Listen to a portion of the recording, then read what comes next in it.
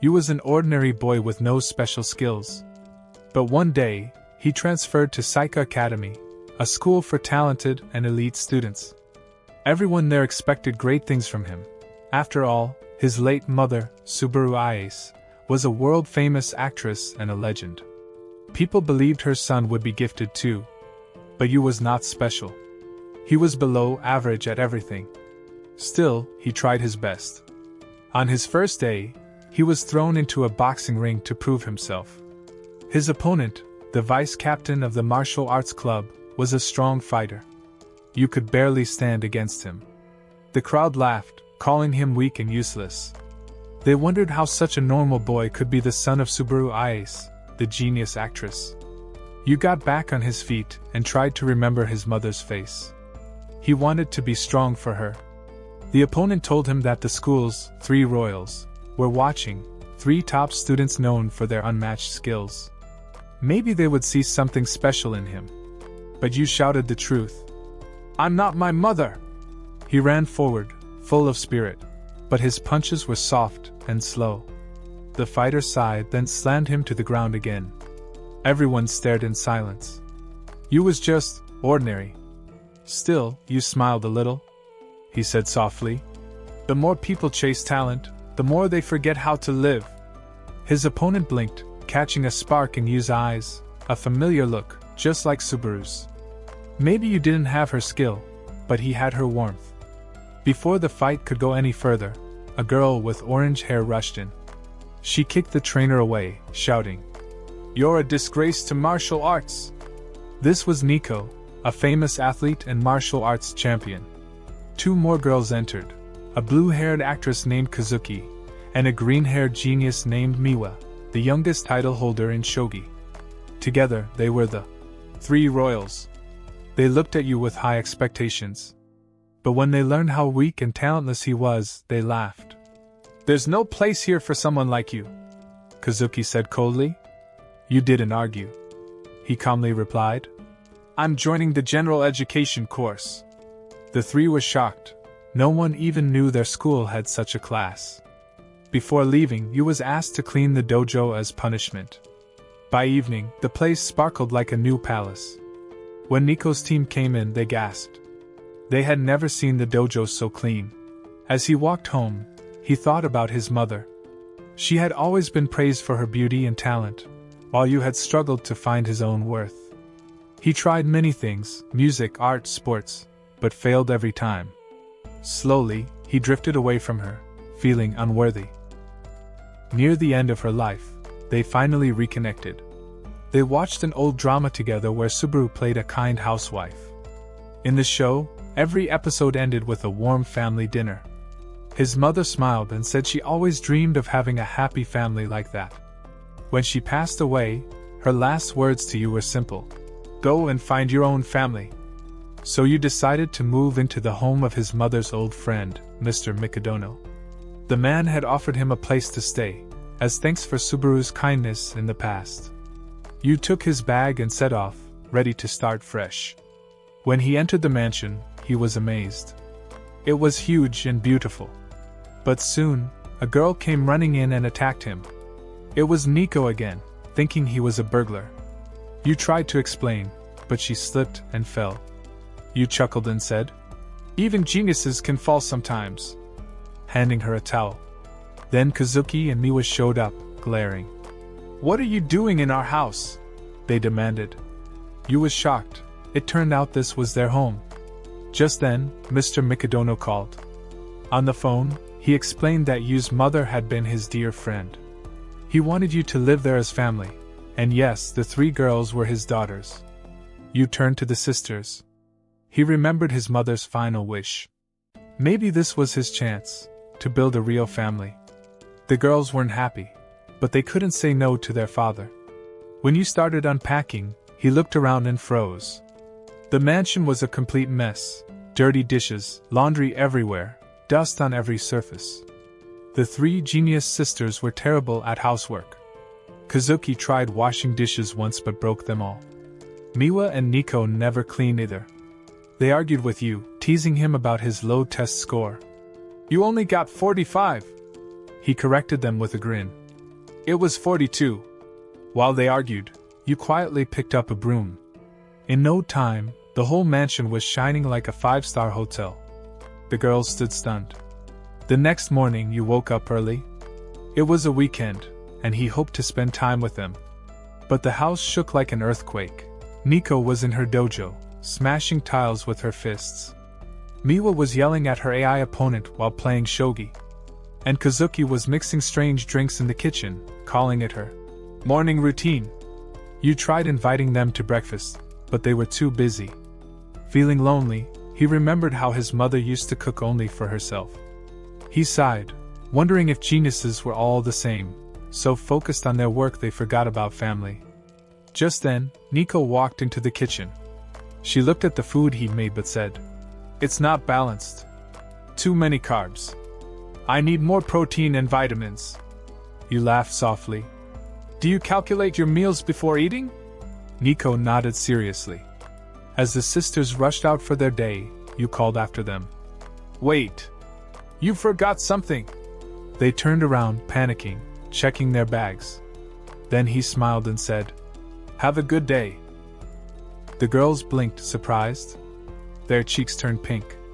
It had been a long time since anyone had said that to them. Later, you received a call from Mr. Mikadono. He explained he would be away for a while and asked you to take care of his daughters. "They may be geniuses," he said, "but they will need your support. Be there for them." You hung up, feeling both nervous and excited. He looked around the big, empty house and thought, "I may not be talented, but maybe I can bring warmth to this family." You had been living with the Mikadono sisters for a few days now. Every day, he watched how hard they worked. Even on weekends, they trained and studied without rest. But one morning, a thought hit him hard. If they ever failed, the world would call them failures, just like people had called him all his life. He clenched his fists and made a silent promise.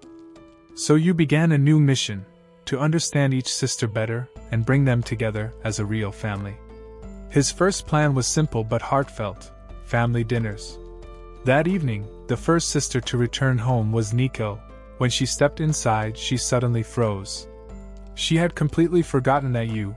In the kitchen, you stood over a pot, tasting his soup carefully. He smiled, savoring the flavor, calling it divine. Nico's face turned red. You offered her a taste, but she quickly refused, saying she didn't need his creamy stuff. She proudly claimed she had brought her own healthy food. After her bath, Nico stepped out feeling fresh and confident, only to see you still cooking. He was fully focused, determined to make the perfect meal. His effort, even after her rejection, started to bother Nico a little. Soon, the youngest sister Miwa joined them, but Nico suddenly remembered their childhood, back when they had a private chef making luxury dishes. The food had looked fancy but wasn't healthy, so she had refused to eat it. Later that night, hunger struck. Nico sneaked downstairs quietly. On the table, she spotted a beautiful dinner waiting for them. Before she could touch it, you appeared behind her with a bright smile. He explained that the meal was full of nutrients, proteins, vitamins, and minerals. She realized he had spent the whole day researching her diet to make it perfect. Seeing his tired smile, she finally gave in. She sat down and took a bite. The taste shocked her. It was warm, rich, and full of care. Miwa soon arrived too, drawn by the smell. She tried to sneak a piece, but you caught her and teased her with more nutrition facts. Finally, she joined the table. The sisters chatted while eating, joking about each other's weight and habits. For the first time, laughter filled the room. Then came Kazuki, the eldest, and froze when she saw her sisters eating happily with you. You tried to offer her a plate of salmon with brown rice, explaining it was full of nutrients for her skin and energy. For a moment, she seemed tempted, but she quickly rejected him coldly. Her words stung. You lowered his eyes, his small smile fading. Seeing that, Nico snatched a plate and ate another bite, trying to cheer him up. You gently warned her to watch her portions or she might turn into a chubby teddy bear. But you simply said it was his duty to track what they ate, his awkward honesty making the moment both funny and sweet. 3 days passed, and you still couldn't get Kazuki to eat his food. He knew he had to win her heart too. Remembering their father's request to help the girls grow, you started planning again. At school, Kazuki was surrounded by fans, girls screaming her name, praising her like a queen. You was amazed by her popularity. Trying to be friendly, he waved and called out to her. Kazuki glared at him and told him to leave before he ruined her aura. You smiled anyway and said he had something special just for her, a meal made from the heart. But his words sounded suspiciously romantic, and everyone around blushed. Her fans demanded answers, and you used the chaos to escape. Later, you met Nico to plan again. She became angry all over. Realizing she was too stubborn, you turned to Miwa next. At school, Miwa was solving math problems while casually calling her classmates slow. When you invited her to lunch, she told him to go away. But he followed her anyway. Eventually, they ended up laughing and running through the halls like children. After catching their breath, Miwa admitted she struggled to connect with others because she was different. You nodded, saying he understood. He too was a royal failure with no gifts, but he had his heart. His silly honesty made her smile. Over lunch, he confessed he wanted to know what kind of food would make Kazuki happy. Miwa remembered one thing. When they were little, their mother once cooked a special meal just for Kazuki. That memory gave you an idea. That night, Kazuki came home pale and weak. She had a fever but refused to rest. You brought her porridge, but she angrily threw him out. On the third night, she tried to push him away again but collapsed into his arms. Gently, you held her and said, "I just want you to get better. You work too hard." She sighed, finally letting him stay. You even offered to help her rehearse her script so she wouldn't fall behind. Though doubtful, Kazuki agreed.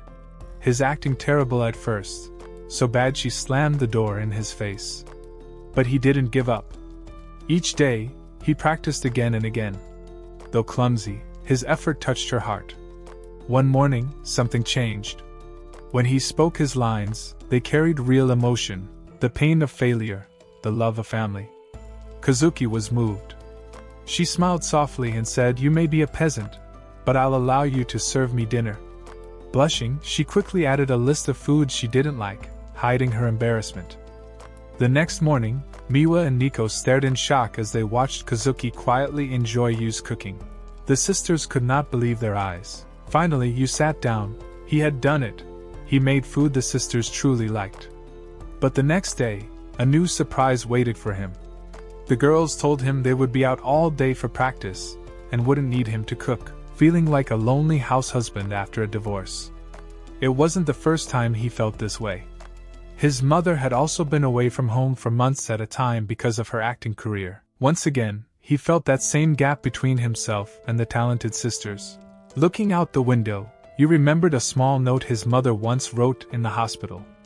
Then he remembered his mother's old TV show, where she played a loving mother in a peaceful home. Yu watched all 6 volumes in one go. He smiled when he saw his mother acting in her happiest role. Just then, the Mikadono sisters came home. They then noticed Yu watching TV with tears in his eyes. Miwa thought it was just another family show, but Kazuki saw the truth. She realized Yu was still a child who missed his mother deeply. "I want us to be a happy family," he said with a warm smile.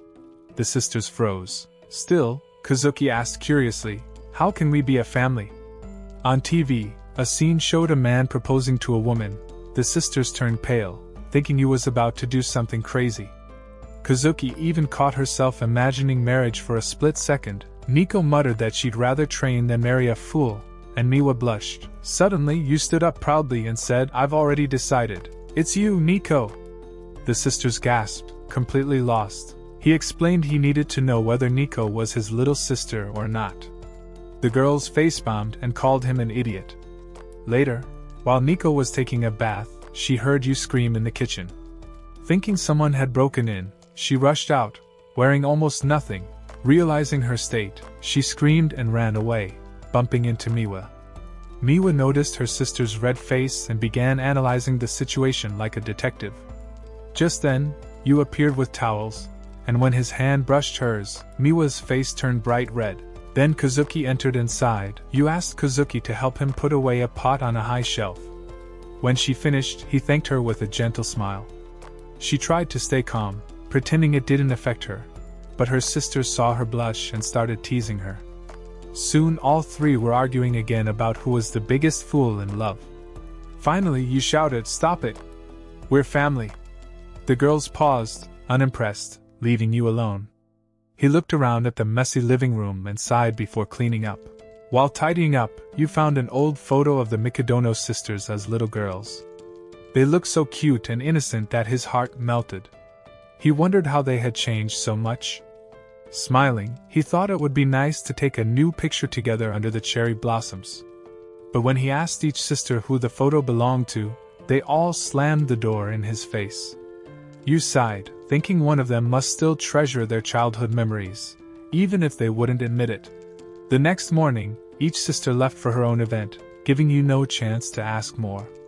He learned they were all traveling across the country for different activities. He looked up their schedules and smiled when he found they were all going to the same town. That night, Miwa and Nico were annoyed. They forgot to book hotels.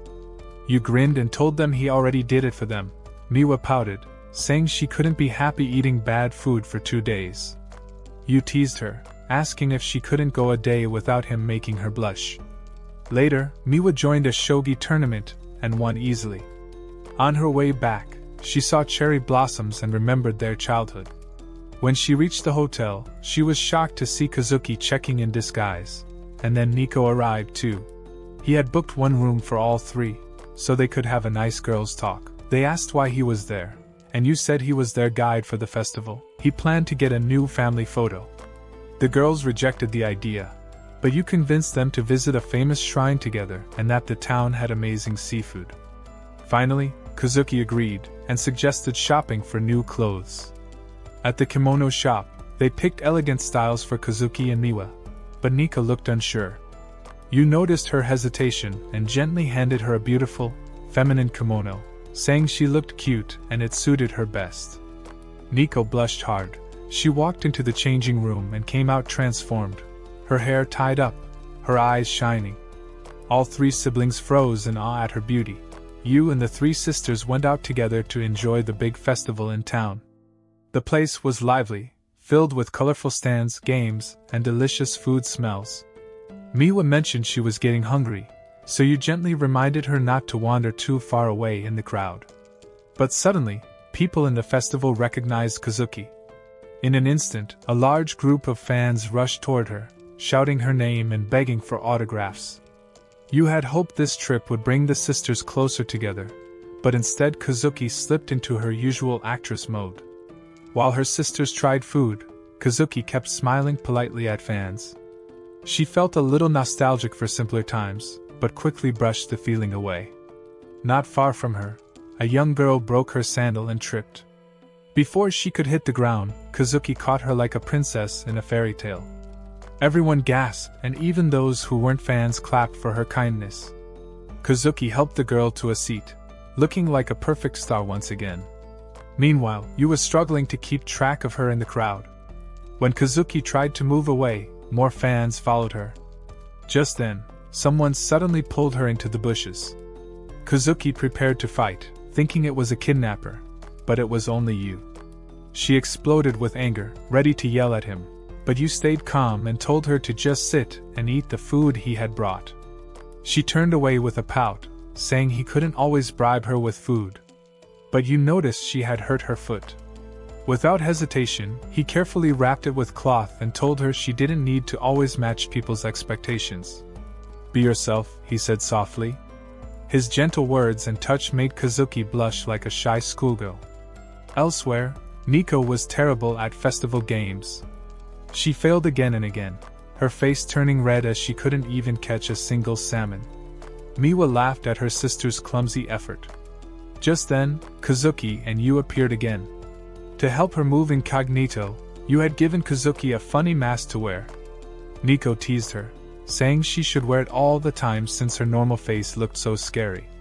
Soon you suggested they team up for a game. He paired with Kazuki while Miwa joined Nico. The game turned into chaos. with Miwa quickly accusing Kazuki of cheating. Before long, the simple game turned into a full sibling fight, and you stepped back, deciding maybe this silly fight was actually a way for them to bond. While the sisters bickered, Yu's attention was drawn to a big event at the festival. It was a huge challenge. People had to jump across floating lotus platforms and reach a gate at the end. The prize was a special lucky selfie with the shrine's golden statue. The host even claimed it gave real luck if you used it as your phone wallpaper. You realized this was the same contest the sisters had once won together as children, and he felt inspired. Maybe he could recreate that moment. But the challenge was no joke. One by one, people fell into the water as the platforms sank. It was almost impossible. The crowd cheered as you took his turn, but he instantly fell in, sinking like a rock. The host laughed, but you refused to quit. Again and again, he jumped, falling into the cold water every time. Even when rain began to pour, you didn't stop. The host told him it was all about luck, not effort, and offered to let him take a fake picture. But you remembered how the sisters had once won together as a team. That thought gave him new strength. At last, after many painful tries, you managed to reach the final gate. The hosts applauded, ready to take his photo, but you ran off, shouting he needed to bring the sisters first. Sadly, it was too late. The rain grew heavy, and the festival closed early. You collapsed on the ground, feeling like he had failed again. He imagined the sisters had already gone back to the hotel without him. But when he opened his eyes, there they were, standing before him with umbrellas. They scolded him for not coming back and asked why he was soaked and muddy. You admitted he thought they would leave him, but the girls told him they weren't that heartless. They called him their festival conductor and let him share their umbrellas. Of course, this led to another argument over who got to share with him. Nika won in the end, puffing her chest proudly. Back at the hotel, Yu admitted he had forgotten to book a room for himself. He said he'd just stay in a cafe for the night, but the sisters were shocked. They argued that leaving him outside in the cold rain would be shameful. In the end, Kazuki pulled him into their room, saying it would be fine since they already lived together. The only problem was that you didn't bring a robe either. After some awkward silence, he finally found a spare and rushed into the bath. From behind the door, he shouted that they should just forget he existed and get some rest. Later that night, the lights went out. You fell asleep quickly, but the sisters couldn't. Their hearts were racing, and none of them knew why. They began whispering, sharing old memories and laughing softly. Miwa revealed she was the one who had kept the childhood photos safe all along. She smiled, thinking you was a fool for working so hard just to take another picture. But in their hearts, all three silently thanked him. In the morning, you checked the news and saw headlines praising the three prodigy sisters for their amazing performances. You sat in class, but his mind wasn't on school. He was daydreaming about what kind of dinner he would prepare for the three sisters that evening. You went shopping and then hurried to the Mikadono mansion. Inside, you saw the three sisters standing very stiffly in front of a man seated on the sofa, and you instantly realized who it was. The calm but commanding voice confirmed it. It was Mr. Mikadono himself. He said that her talent would continue to live on through you. Hearing this made Yu's heart sink. Mr. Mikadono then turned coldly to his daughters. He asked Kazuki about her progress. She replied politely. Then he asked Nico, who confidently reported her usual wins and promised she would not slow down. Finally, Miwa calmly gave her own perfect report. Mr. Mikadono stood up, saying the reports were over and he would leave. Desperate, you called out and asked him to stay for dinner. Mr. Mikadono ignored the offer and instead noticed a festival mask lying nearby. You happily explained how he had taken the sisters to the festival. He asked whose idea it was, and when you proudly admitted it was his, the man's expression turned sharp. He raised the mask to his face, then snapped it in half. He said he did not believe in luck, only in discipline and hard work. He reminded you that he was nothing but the son of a great actress, and unworthy of the Mikadono home. You stood frozen, but the sisters could not stay silent anymore. For the first time, they spoke back to their father. They argued that you wasn't useless at all. Mr. Mikadono looked at them with cold eyes, asking if they truly needed someone so average. The sisters hesitated, embarrassed, but still defended you in clumsy words. He reminded them they were not children anymore and forbade them from going to any more festivals. With that, he left.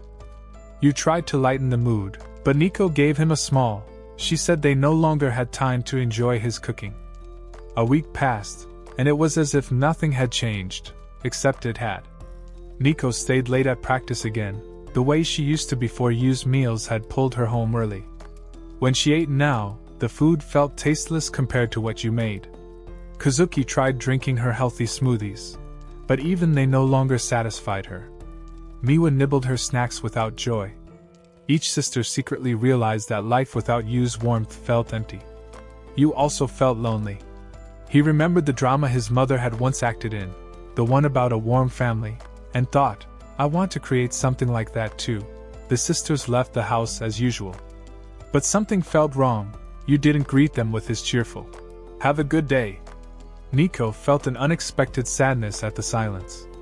Later, when lunchtime arrived, each sister opened her bag to find a surprise, a neatly packed lunchbox. Yu had woken up at 4 a.m. just to make them. Their faces turned bright red with embarrassment and happiness. That evening, when you saw their empty lunchboxes, he smiled in relief. That night, the sisters called him over. They told him they wanted to form a co-stewardship. Yu was confused, thinking they meant something about ships. But they explained. It was their way of saying they wanted to work together with him. If you supported them in their upcoming challenges, they would accept him as part of their team. Overwhelmed but excited, Yu promised to make their lunches every day. Because we're family. The sisters quickly corrected him, saying he was only their supporter, not family. The next day, Yu gave them their lunchboxes as they left. As they walked off, Yu gave his usual warm farewell. The sisters blushed again, though none of them admitted why.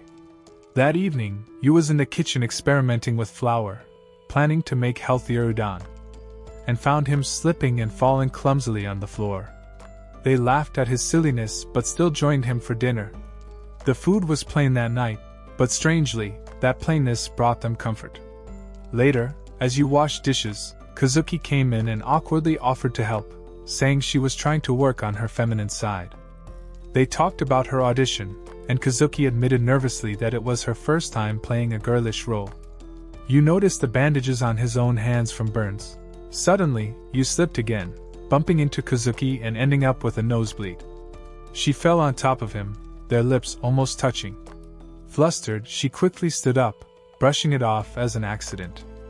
Yu, on the other hand, felt sorry that his first kiss was ruined by blood. The awkwardness continued. Every mention of lips or kisses made Kazuki lose her composure. Finally, Yu confronted her, saying he knew she wouldn't want to waste a kiss on someone like him. He suggested they forget it ever happened. Kazuki exploded, but inside, she was even more confused. During practice, she tried her new feminine role but kept failing. Her director reminded her that personal emotions always show up on stage. One night, after training, she approached Yu. She said she needed stamina-boosting meals. Then, in a soft but firm voice, she asked if he was free on Sunday. When Yu answered yes, Kazuki looked him straight in the eye, her cheeks red, and said clearly, "I want you to go on a date with me." Yu froze. Behind the door, 2 pairs of ears were listening closely. Miwa whispered that maybe it wasn't a real date, but Nico snapped that it sounded real enough. Both sisters grew uneasy, wondering if he was really okay with this arrangement, before sneaking quietly back to their rooms. After that, Kazuki handed Yu a poster. It was for a heroine audition. She explained that she had always been cast in male roles. Her tutor had once warned her that personal life always affected acting. Yu quickly understood. This date was not for romance. Yu smiled kindly and said he would help. "If this is for your dream, then I'll give you the best date I can." Kazuki warned him not to have any strange ideas and told him to keep it secret from the others. Yu nodded but also added, "Then it has to look real." The next morning, while Yu was doing chores, Nico casually asked him what he was doing on Sunday. Yu panicked and lied. Nico's face twisted with anger. She was jealous. sure something serious was being hidden from her. Even Miwa began to suspect something. Later that night, Miwa secretly overheard you tell Kazuki that he would make it an awesome date. Her suspicions grew deeper. At dinner, you tried giving Kazuki a subtle wink to show he was ready. But the other two sisters noticed and immediately radiated a scary aura. You felt his whole body shiver, wondering why they looked so serious. Finally, Sunday came. You stood waiting nervously. Behind some bushes, Nico and Miwa had disguised themselves in silly outfits to spy. They frowned when they saw how cheerful you looked. Then Kazuki arrived. She wore a beautiful, feminine dress. Yu's heart skipped. She greeted him in her usual boyish tone, then quickly slapped her cheeks and tried again, using a soft, girlish voice. She even called him by his name instead of new kid. Yu's heart melted at the sound. Their first stop was the aquarium. As they walked down the stairs, Kazuki instinctively offered her hand like a gentleman. Yu laughed and asked her to try again properly. During the water show, Kazuki worried she wasn't being cute enough. When a big splash hit the crowd, she shielded you with her arms, acting like a prince again. Yu sighed, telling her she still got it wrong. The crowd, however, calling him lucky to have such a cute girlfriend. But Kazuki didn't feel cute at all. Their date became clumsy, arguing over who should carry shopping bags, her feet aching from sandals, both of them stumbling through the day. From the shadows, Nico and Miwa cringed at every awkward scene. Later, Kazuki looked at her reflection in a shop window and sighed. She thought she had ruined everything. Just then, a talent scout approached her. He pressed her to join his agency and wouldn't take no for an answer. When he grabbed her wrist, Yu appeared and slapped his hand away. She already knows where she wants to be, Yu said firmly. The scout mocked him, asking if he was her little brother. Yu blurted out silly things, fumbling. But then, without thinking, he shouted, "You can't have her because I'm going to make her my wife." The crowd gasped. The scout laughed it off as childish, but Yu stood tall, repeating, "We'll be together through every up and down." Kazuki's face turned red, and though Yu later begged her to forget his words, she didn't. Instead, when he took her hand to lead her away, she noticed how warm his touch felt. Neither of them wanted to let go. Yu had picked a movie called Love in April. Kazuki froze. The film starred her former senior who had switched from male to female roles. That performance had always haunted her. And as the audience left the theater, everyone whispered about how bad the heroine's role was. Kazuki felt her father's words echo in her head. A true genius must succeed at every role. She grew heavy with doubt. Yu noticed and regretted his choice. Still, he took her to one last stop, the Ferris wheel. Despite his own fear of heights, he dragged her inside.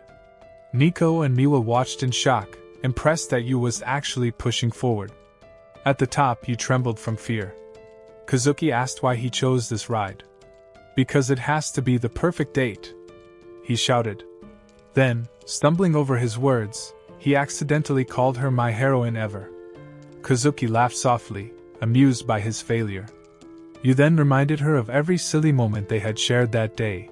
He said those mistakes showed her true emotions, and that maybe being imperfect was exactly what made her shine. Kazuki blushed, touched by his words. When they finally stepped off, she looked brighter, more confident. On their way home, she admitted, "Until now, I've always acted the way people wanted me to. But today, I feel like I can act for myself." Yu squeezed her hand and told her to remember this feeling. She pulled her hand away quickly, insisting she didn't need him to succeed. But then she leaned close and whispered, "That kiss we shared, it was my first. I can't pretend it didn't happen." Yu panicked, apologizing again, while the spying sisters nearly exploded with jealousy in the bushes, desperate to know what she had said. Finally, Kazuki removed her wig and declared, "The date is over. I have rehearsal." That evening, Yu returned home to prepare dinner. Nico and Miwa greeted him with unusual warmth, their eyes soft but also filled with silent competition. The next day, Yu walked with the Mikadono sisters towards school for their exams. Kazuki looked calm, saying she never liked last-minute cramming. Miwa teased Nico for struggling with grades. Nico pouted and gave a silly excuse, saying all her strength went into her muscles instead of books. Yu smiled and offered to help Nico study. As they leaned close over a notebook, all three sisters blushed. While Yu was explaining a word, a thief rushed by and grabbed a woman's bag. Yu trying to catch him but is very slow. Suddenly Nico appeared in front of the man, her eyes sharp. She kicked at him, but the thief revealed old martial arts skills and blocked her moves. Yu grew worried, but Miwa and Kazuki stayed calm, confident in their sister. With a clever leap off the wall, Nico landed a powerful kick and knocked the thief down. She picked up the bag, scolding him as a disgrace to martial arts. The crowd around them cheered and some recognized her as a champion. She blushed and tried to hide a small bruise, but Yu ran over quickly and bandaged her with care. His gentleness made her cheeks turn red. Just then, the thief tried to escape again, but a tall boy appeared, slamming him against the wall. Whispers spread. This was Hayato Tatsumi, a national champion. Nico's eyes widened, calling him senior. Hayato greeted her warmly, but Yu felt uneasy when the boy spoke Nico's name so casually. Soon it became clear, Hayato was here to take Nico with him. His team from Iwayama High joined for a week of training with Saika, Nico's team. Everyone was excited, except they questioned Yu's presence. The Saika boys warned Yu that Hayato was dangerous. He was strong, popular, and always drew the attention of girls. Later, Nico challenged Hayato to a sparring match. He refused at first, but when she insisted, he agreed with a confident smile. The match began. Nico tried her best but was quickly overwhelmed. She realized her senior had grown far stronger. She asked for a rematch, but Yu stepped in, scolding both of them. He told Nico she had become a mess and accused Hayato of not holding back against his junior. That evening, Nico explained to Yu why she admired Hayato. Years ago, when bullies tried to hurt her, he had appeared and defeated them all. Since then, he had been her hero. Yu realized that even Nico had someone she looked up to deeply. Soon after, Hayato himself appeared again and told Nico he wanted her to join his school. He revealed he had already spoken to Mr. Mikadono and that the academy had gone co-ed this year. He argued Nico could only grow stronger by leaving, because those around her were too weak. The Saika boys protested but could not deny his words. Nico defended her team, saying training them had value, but even her friends admitted she carried them. Hayato pressed her again to come with him. That night, when he walked her home, he told her how amazing she was. But when she said the boarding school sounded perfect, his heart sank. He asked what she really felt, and she blushed, whispering that she wanted to stay with him. At that moment, her teammates burst out crying that they also didn't want her to go. Back home, her sisters acted strangely kind. Kazuki even offered her expensive shampoo, and Miwa shared food she normally never shared. Nico realized everyone already knew about her possible transfer. Later, she thought of Yu and wondered why he always asked about her feelings but never spoke about his own. She wanted to be with him. The next day, the Saika team struggled badly against Iwayama. Nico finally told Hayato she would not leave. The team cheered, but Hayato still insisted his school was better. When he asked why, Nico blushed and couldn't say. Hayato declared that after practice ended, she should come to his school anyway. At that moment, Yu suddenly popped out of a cabinet and shouted that he had made up his mind. He said Nico would not have to leave if someone stronger than Hayato was by her side. Then he boldly challenged Hayato to a fight. His chest puffed like a gorilla as he declared, "I want to be with Nico." His words made her blush. Though everyone doubted him, they slowly rallied behind him when they remembered he was the son of Subaru Ace, a great prodigy. Hayato accepted, saying the duel would happen at the end of the training week. That night Yu begged Nico to train him. She agreed, knowing her future now rested on him. She warned that Hayato's strongest weapon was his long kick and taught Yu about light stepping. When Yu charged at her clumsily, she knocked him down. Still, he smiled through the pain, saying he wanted to be with her. Her heart raced, until he added he also wanted to be with her sisters. Her blush turned into frustration. He pushed her against the wall and admitted softly that she liked his morning goodbyes too, and that her sisters motivated her. Just then, the door opened and revealed Kazuki and Miwa eavesdropping. To Yu's surprise, they both offered to help him train. For the first time, all three sisters stood ready to support him. Nico pushed him hard in training. While Yu bragged he had already written a condition in his challenge. Hayato was forbidden from using his dominant hand and foot. This made Hayato furious, but Nico admitted it gave them a little more hope. Yu smiled, full of determination, ready to fight the national champion. The next day, Yu came home with Nico. Inside, the two Mikadono sisters were already waiting. Nico was surprised and asked what they were doing. The sisters explained that they wanted to support Yu by making dinner. Yu smiled but teased them, reminding them how terrible they had been at housework when he first came. The sisters' faces grew gloomy, but they quickly brightened again, saying they wanted Yu to enjoy their cooking. Even though they worked hard, the food turned into a disaster. Yu finally stepped in and suggested that he teach them how to cook. He didn't want their effort to go to waste. He even made Nico say that she wanted to taste their food. Yu first taught Kazuki to follow a recipe carefully so she wouldn't make mistakes. Then he showed Miwa how to peel vegetables. Seeing how serious they were made Yu feel inspired too. At last, the dish was ready. Nico grew flustered when she realized it was her favorite meal. Kazuki told her to eat before it got cold.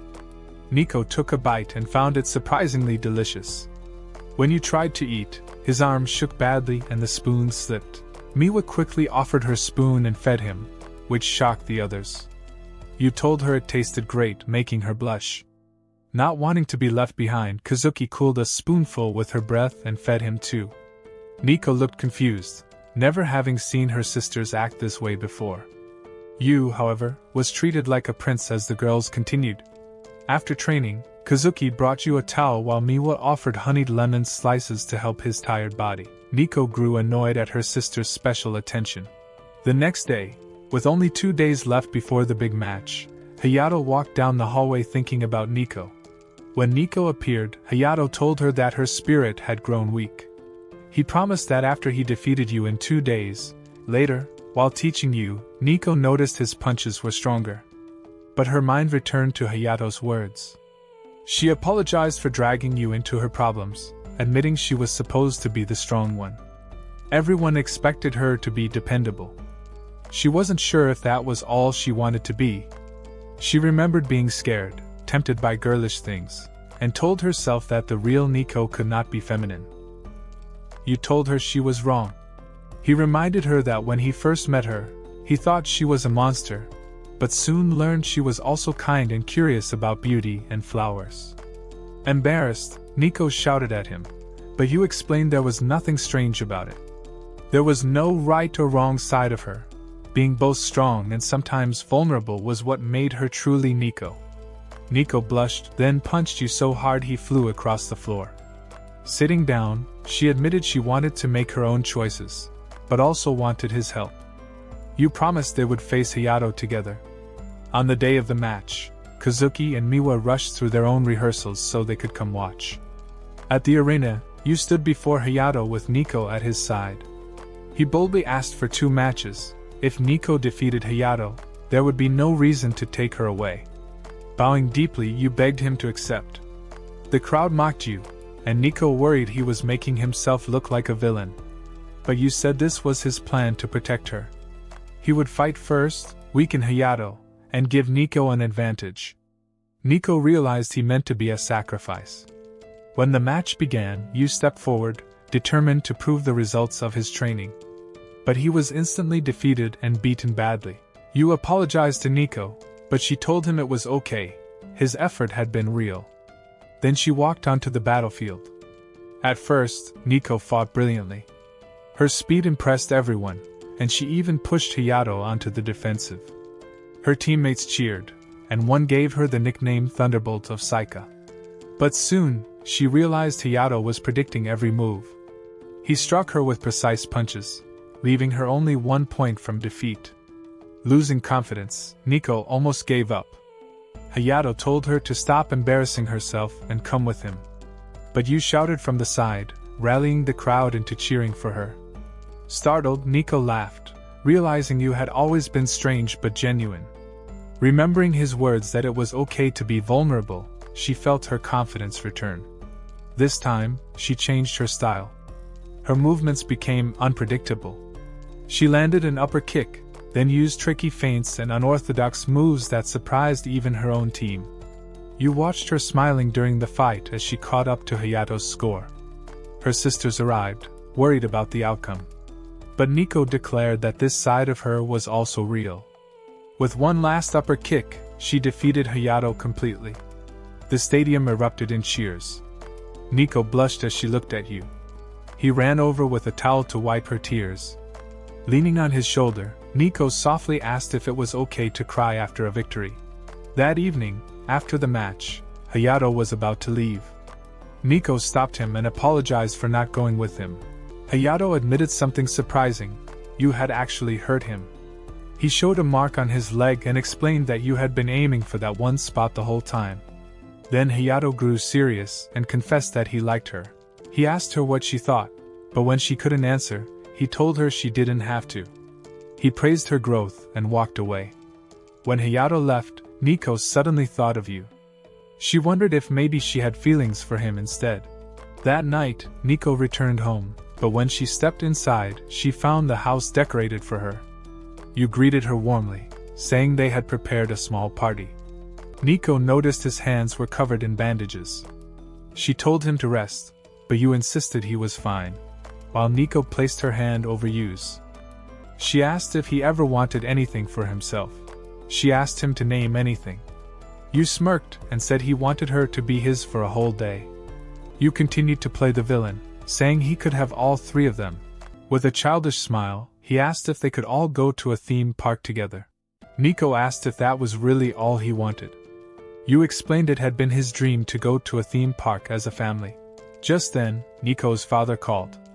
You grabbed the phone and told him even geniuses needed a break. He begged him to let them rest. Mr. Mikadono told you to give the phone back to Nico. The next day, the sisters couldn't stop thinking about the trip. When the day arrived, you waited for them. Miwa came first. She had dressed in a casual style, and you told her it suited her. She smiled happily. Then Kazuki arrived, so well disguised that even Miwa didn't recognize her. You complimented her too, making her blush. Finally, Nico appeared, looking more beautiful than ever. You told her she looked fantastic. As they entered the park, the sisters each secretly planned to make you fall for them. The first stop was the haunted house.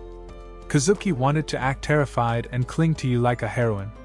But when the ghosts appeared, she completely forgot her plan and instead critiqued the acting. Meanwhile, you was so scared that he froze. When they came out, you was being carried on Kazuki's back, while she looked pale and exhausted. Next was the roller coaster. Miwa said she was scared and asked you to sit with her, though she was actually good with rides. Miwa pretended to be weak and dizzy afterward, but when she looked around, you had already lain down on a bench, realizing she had lost too. Then Nico tried her chance with the spinning cups. She wanted to show her strength and impress you. But you accidentally almost crashed into her. She punched him away while grabbing his collar. The other sisters saw she had no chance either. Later, the girls tried again during mealtime. Miwa brushed a grain from Yu's face and ate it, hoping he would blush. Kazuki tried to share a 2-straw drink with him. Nico, meanwhile, forgot all her intentions and happily enjoyed churros, thanking you for them.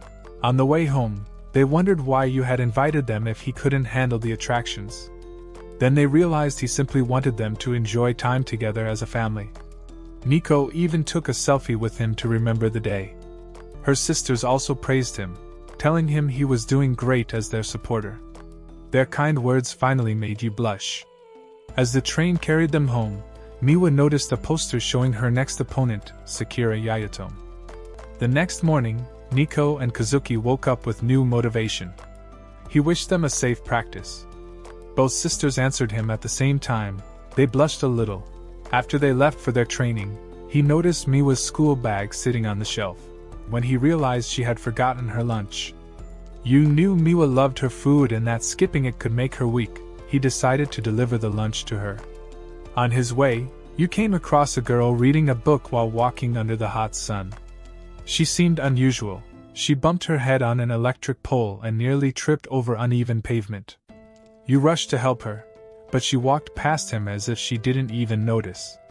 When she finally looked at him, you noticed she was sweating heavily. Concerned, he handed her a dried plum. The girl stared after him. Then she realized she carried the same in her pocket, and whispered that the boy was just like her. You soon arrived at the shogi center. His eyes quickly found Miwa, sitting calmly at her board. He was struck by how different she looked compared to at home. She seemed confident. You asked a man nearby if Miwa was winning. Then he explained that Miwa was a title holder, but her opponent had studied her play style carefully, making the game very tough, and whispered that Miwa always licked her lips slightly when she was certain of victory. A moment later, Miwa did exactly that. Her opponent realized he was trapped and conceded defeat. You ran to her side, praising how amazing she looked. His words made her blush, but when he compared her to her lazy self at home, when she asked why he was even there, you revealed her lunch. He reminded her that shogi used a lot of energy, and that he had brought many side dishes to help. Miwa asked if he wanted to eat together. You smiled at her shyness. The strange girl from earlier appeared. She snatched Miwa's bag and declared that she had figured out the reason for Miwa's struggles. Miwa quickly yanked her bag back, annoyed. The girl loudly claimed that her greatest rival was distracted over a stupid lunchbox. Yu's eyes lit up at the word rival, saying rivals were also destined to be best friends. The girl grew excited and introduced herself as Sakura Yayatome, Miwa's eternal rival. Miwa, she reminded Sakura that she had never once beaten her. Sakura admitted this but shouted that Miwa no longer played like her old self. Normally, Miwa could crush opponents in seconds, but now she seemed slower, weaker. Sakura declared she was ready to finally challenge Miwa's title. From that moment, she refused to leave their side, insisting on joining their lunch. When Miwa protested that she wouldn't share her food, Sakura proudly declared she had her own. She opened her lunchbox, but inside was a dark, sticky mess. Everyone stared in horror. Miwa gasped and asked if she was really planning to eat trash. Just then, a dog came running and knocked her box away. Sakura stumbled, almost falling, but you dashed forward and caught her. She blushed. Miwa's jaw dropped before she shouted angrily. Sakura panicked under the pressure, slapped you. You simply handed her a rice ball he had also saved from falling. Sakura thanked him shyly, then turned red and yelled again that she couldn't eat it. Miwa then noticed something odd. You and Sakura looked strangely alike. When she teased Sakura for clinging to you, Sakura shot back that it was none of her business and told her to focus on her match. The two girls argued again while you just laughed, saying Miwa usually looked lonely at school but now seemed cool with a rival. Both girls denied being friends, declaring once more that they were rivals. Time passed quickly, and soon the day of the title match arrived. You tried to leave early to support Miwa, only to find Nico and Kazuki also sneaking out. All three had the same idea, to pray at the shrine for Miwa's victory.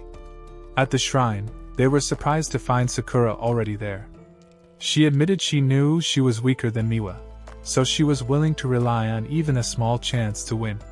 When she asked who Yu was, he explained his role as the sisters' supporter. Sakura frowned and told him not to live like a background character, declaring that she was the main character of her own life. As she walked away, she tripped on a stone. You rushed to help but stumbled too, falling on top of her. Both turned bright red while the sisters shouted angrily in the background. Sakura pushed you off and ran away, determined to prepare for the match. Later that day, the first game of the tournament began. You and the sisters watched on a live stream. To their shock, Miwa lost. The sisters acted calm and told you not to worry. That evening, you tried to cheer Miwa up with a cat-themed dinner. But Miwa said she wasn't hungry. She insisted she needed to study for the next match and locked herself in her room. After hours of research, Miwa craved something sweet. She opened her door to find her sisters had quietly left snacks for her. At the same time, Yu was dozing off outside, waiting with something special. He led her to the kitchen and revealed a round chocolate ball. When he poured hot chocolate over it, the shell melted, revealing tiny cat shapes inside. Miwa's eyes sparkled. She blushed and admitted she would eat it without worrying about calories at all. Another week passed, and Miwa faced her rival Sakura again. To everyone's shock, Miwa lost her second match. You could not believe it. Miwa had never lost to Sakura before. Yu hurried into the hall, calling out Miwa's name, but instead, he met Sakura. Sakura told him Miwa had already left. She mocked Miwa. Instead of shouting back, he bowed and thanked her. He explained that if Miwa worked hard and prepared properly, she could still win. Before leaving, he praised her smart opening move in the match and reminded her that Miwa's fight was far from over. When you got home, Kazuki and Nico looked upset. He quickly asked what had happened. They explained that Miwa had returned after her loss, but not long after, she suddenly ran out of the house. Without waiting another second, you rushed out to search for her. Rain poured down, soaking him as he ran through the city streets. He followed his instincts until he reached a cat-themed cafe. There, sitting quietly with a cat in her lap, was Miwa. You walked in and told her how glad he was to find her safe. A waitress handed him a towel to dry off, and you sat across from her. You tried to encourage her, reminding her that she had only lost 2 matches, and she could still defeat Sakura. But instead of being fired up, Miwa pressed her face into the cat's fur. Her voice grew heavy as she confessed something deeper. She told you that since childhood, her father had praised her natural talent. He gave her 3 choices of board games, and she chose shogi.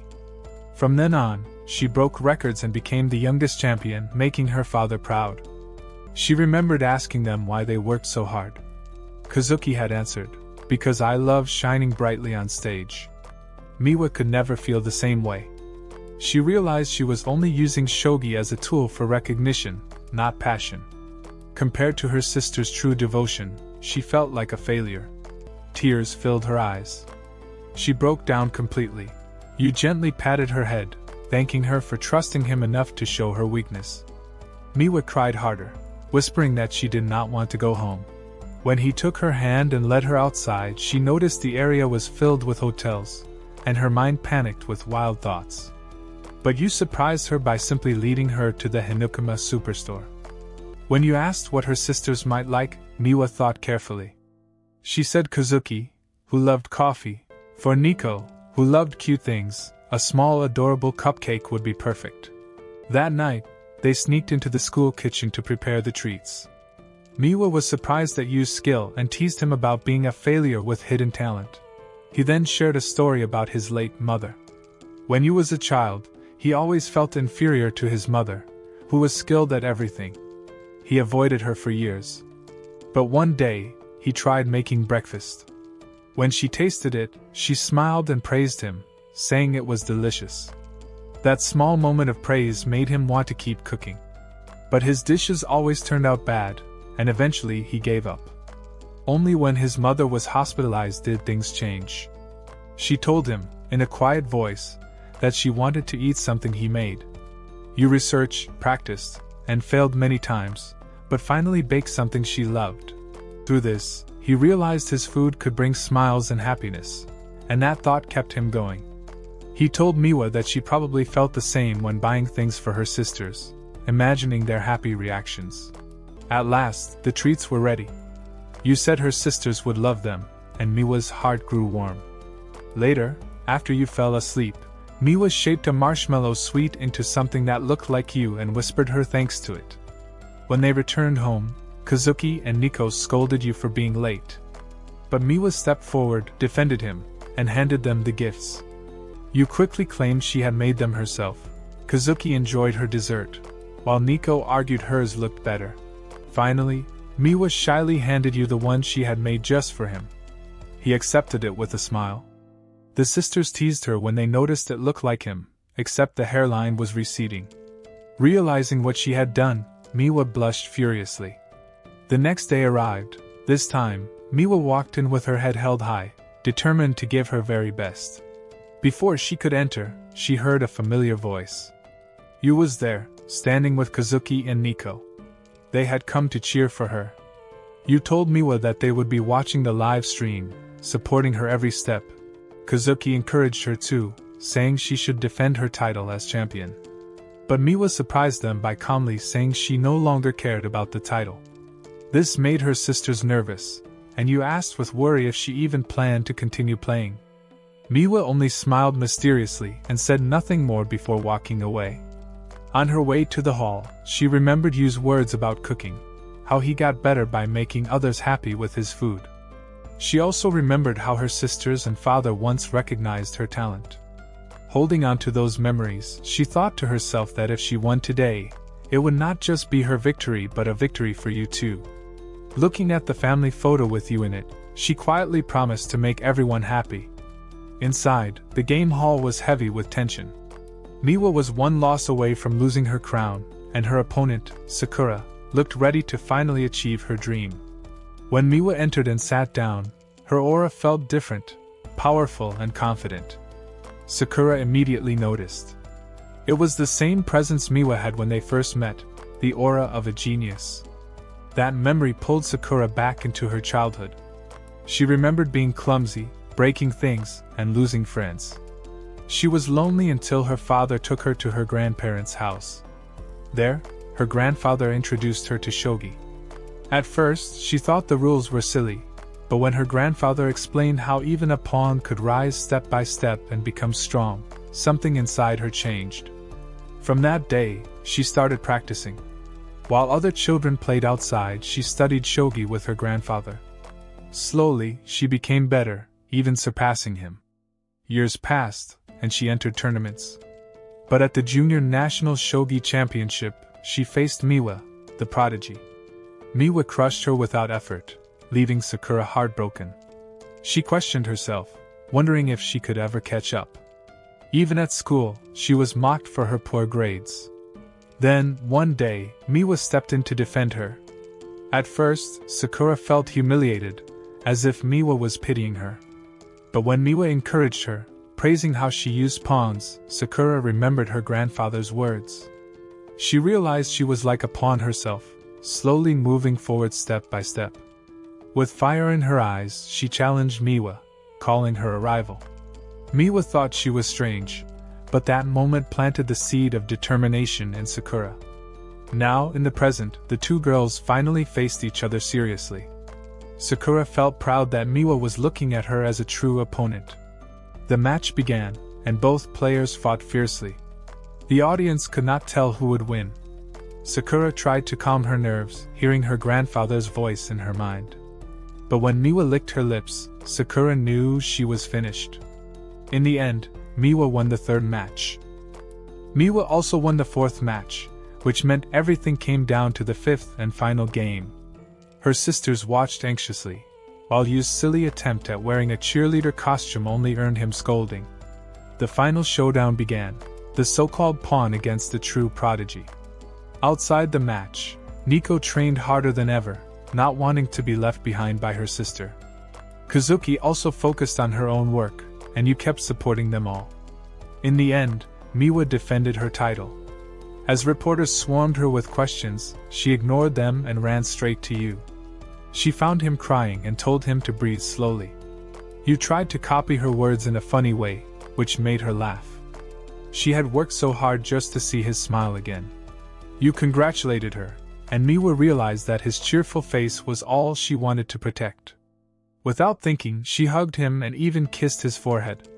The moment startled her, and she froze, unsure why she did it. Later, her uncle and aunt from her exchange program arrived, and everyone was impressed with her fluent English. Miwa quickly made an excuse, saying the forehead kiss was just an overseas tradition. Yu believed her, though her sisters clearly didn't. Still, they hugged her proudly, and Miwa hugged them back with tears in her eyes. Yu captured the moment in a photo while Sakura, standing far away, smiled quietly, hoping that one day she too could shine. The next morning, life returned to normal. Nico trained as usual, breaking tiles. Miwa played shogi against the AI, talking to it like a friend. You prepared vegetable juice for Kazuki, who insulted the taste but secretly drank it to avoid giving it back. When Nico returned from practice, you handed her a towel scented with her favorite fragrance. Their brief exchange warmed her heart. You also brought sweets for Miwa, feeding her directly while she played. As the sisters prepared to leave the house, they waited for you at the door, and together they said goodbye like a real family. You quietly remembered his mother's wish for him to have a happy family. Watching the sisters, he wondered if this was the answer. That night, he returned from grocery shopping with Sakura beside him. The Mikadono sisters were not happy to see her, but Sakura declared she wanted to stay and learn Miwa's secret. With determination in her eyes, she announced she would spend the night.